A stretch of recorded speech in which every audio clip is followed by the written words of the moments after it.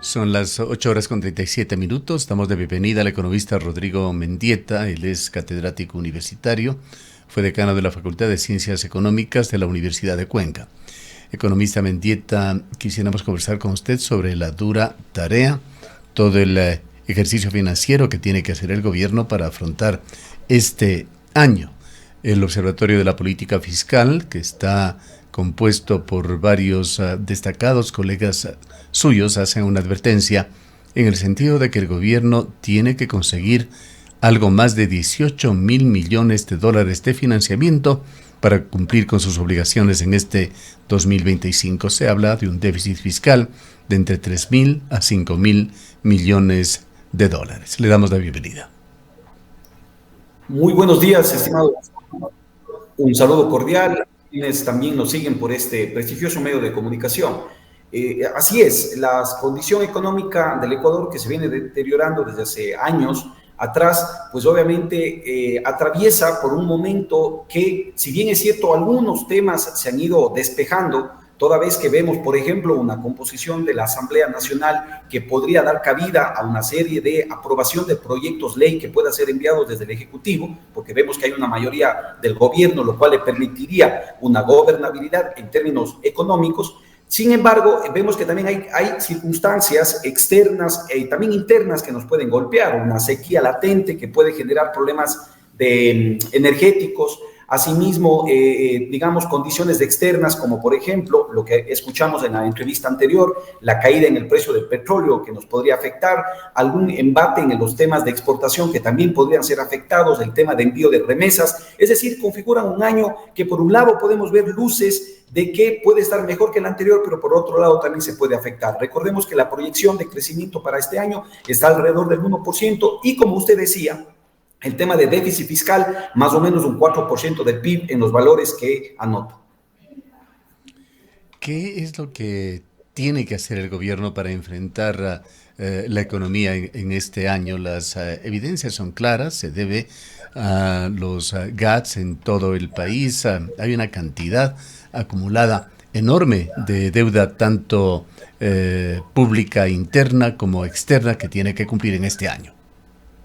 Lo que nosotros hemos dicho, ¿no? En primer lugar, tiene que reactivar la producción. Vemos nosotros que en el Ecuador, habiendo tenido una tasa de decrecimiento del 2% el año anterior, el sector privado tiene que reactivarse, que es el que genera empleo, que es el que da cabida, ¿no es cierto?, a que se puedan generar nuevas inversiones, tanto internas como externas. Este momento, fíjese, Gustavo, estamos con 8,400,000 personas que necesitan trabajar, de las cuales solamente 3 millones están accediendo a un empleo adecuado, es decir, 5,400,000 personas están por fuera del empleo adecuado.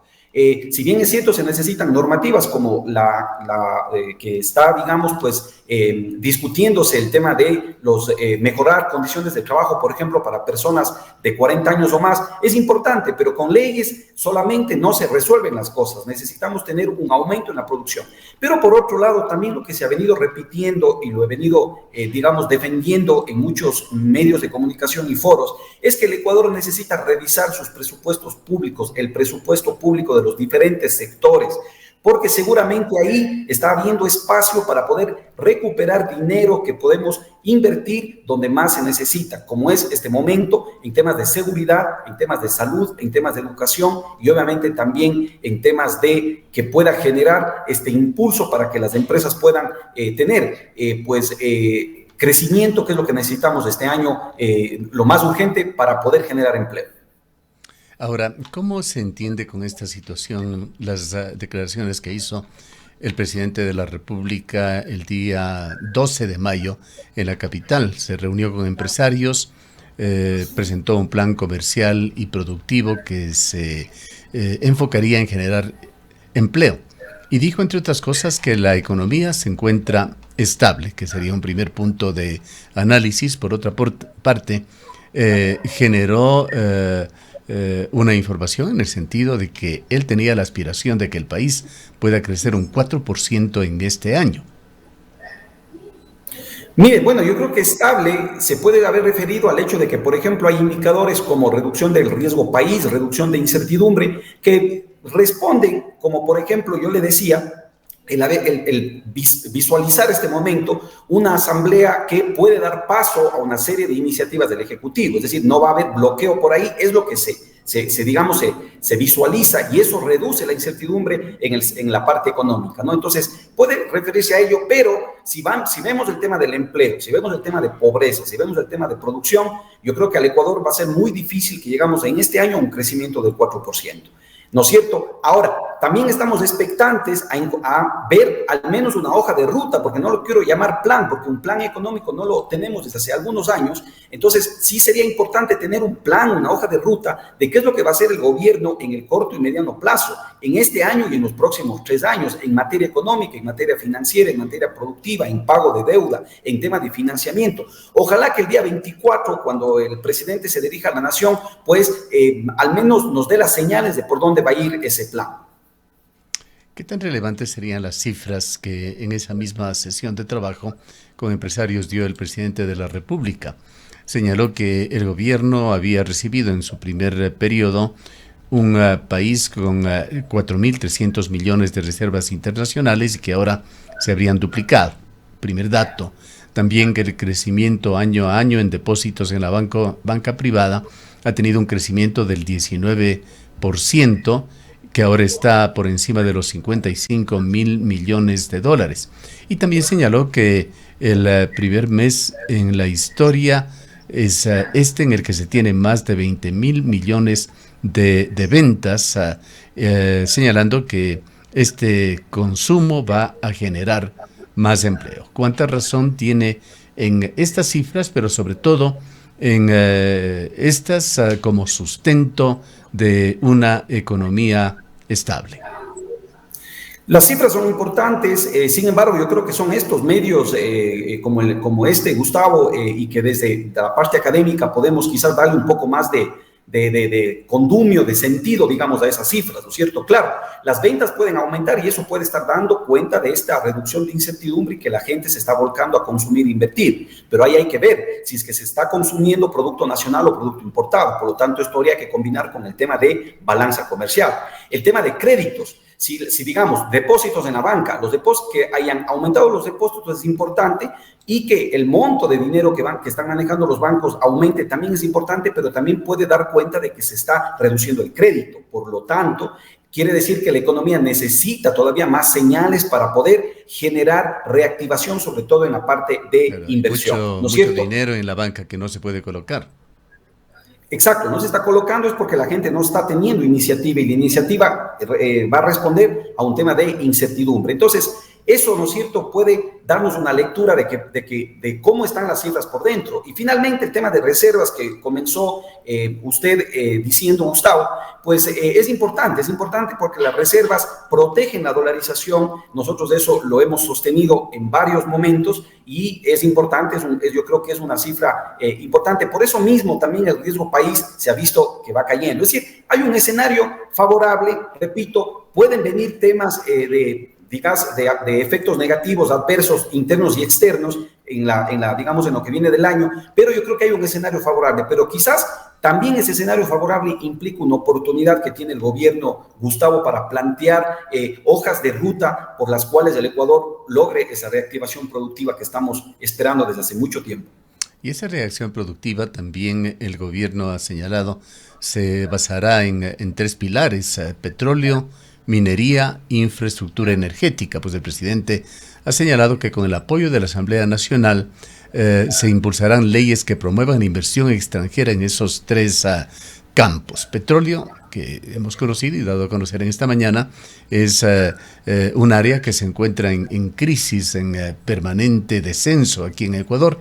No se han encontrado las formas de mejorar la producción, en un esfuerzo enorme que se intenta hacer desde el gobierno de Lenín Moreno, luego Guillermo Lasso y ahora el actual gobierno, pero las cifras mes a mes dan una caída en la producción. La minería, con los enormes conflictos que genera y el riesgo que representan para la seguridad y el medio ambiente, y otro tema en general que ha hablado el presidente, el de la infraestructura energética. Imagino que serían los proyectos público-privados para la construcción de generación eléctrica de distinto tipo.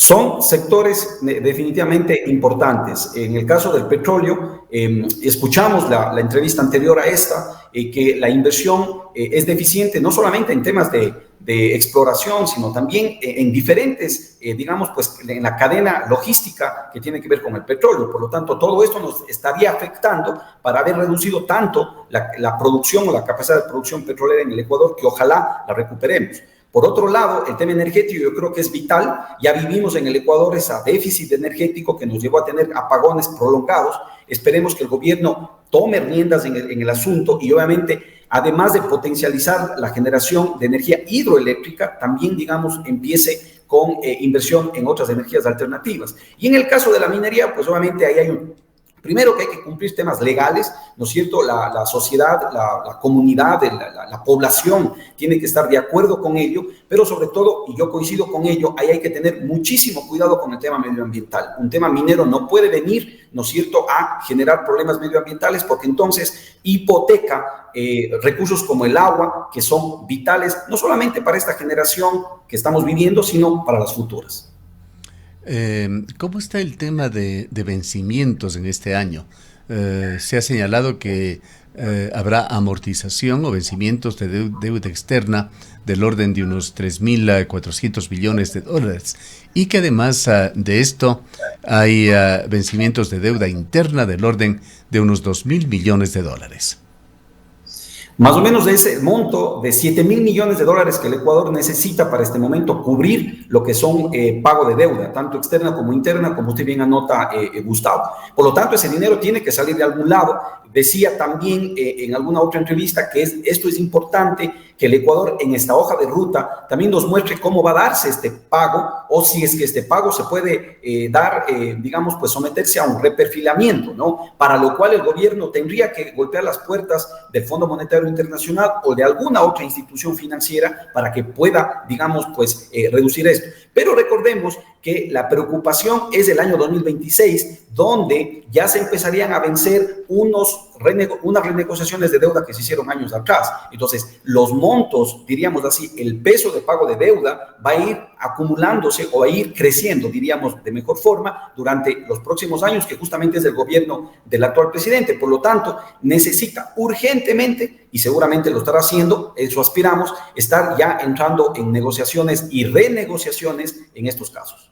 Y hay una cantidad de otras cargas financieras, del pago de CETES, se estima en 2.700 billones, atrasos de años anteriores de unos 3.200 millones, pasivos por convenios de liquidez con empresas públicas que tienen que pagarse 2.668 millones, cuentas por pagar retrasadas entre enero y abril, como las que se quejaba el prefecto provincial, de 1.344 millones, es decir, una pesada carga de obligaciones acumuladas que no pueden postergarse indefinidamente.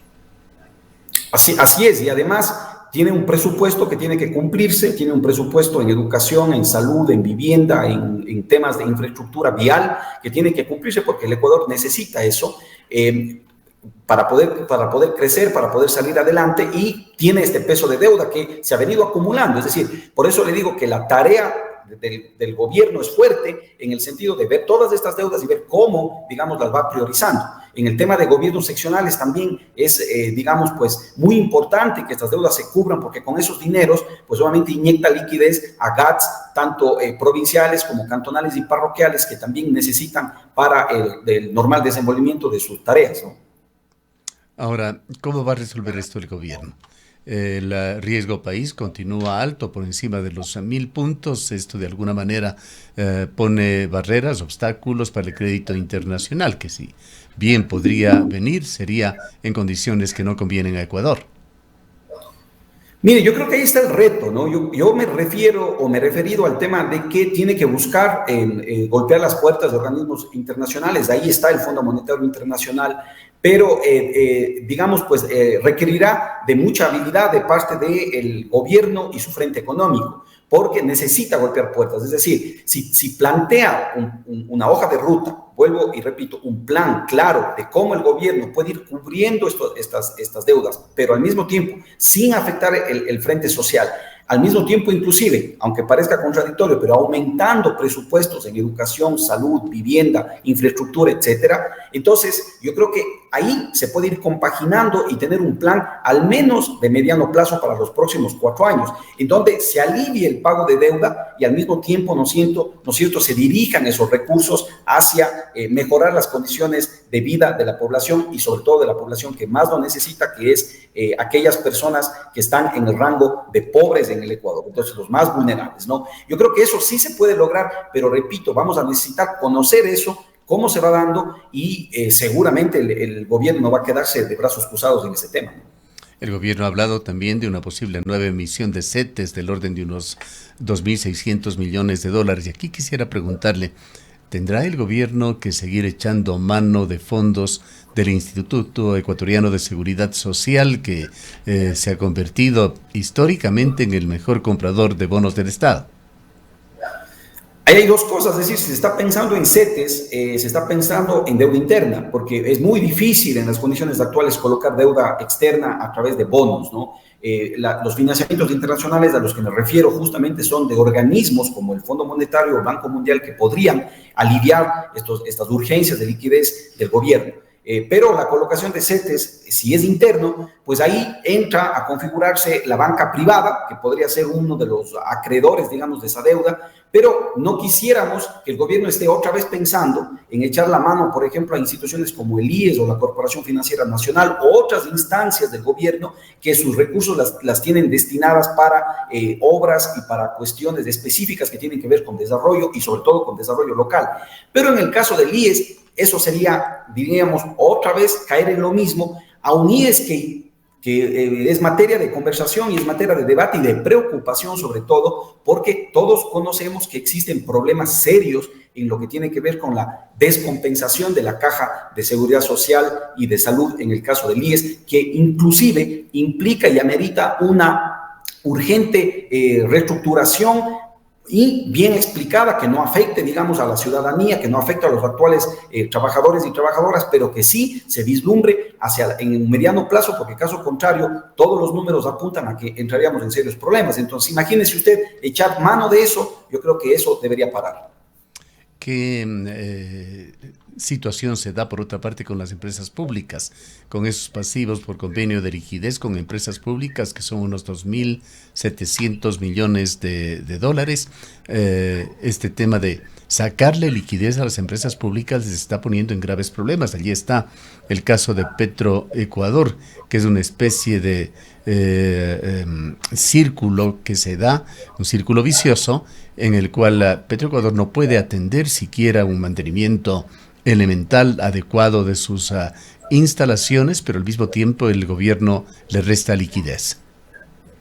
Mire, Gustavo, en la década del 80, inicios del 90, en América Latina, incluyendo el Ecuador, se dieron prácticas que llevaron a que en ese momento sean los bancos centrales los que cubran una suerte de estos déficits fiscales en los gobiernos, ¿no? Y los déficits fiscales que se daban por muchas razones, pero por dos fundamentales. La primera, porque había un gasto demasiadamente populista, es decir, no eficiente, sino que justamente se gastaba lo que no se necesitaba. Y por otro lado también porque tuvimos un peso de deuda fuerte en esa década, usted recordará.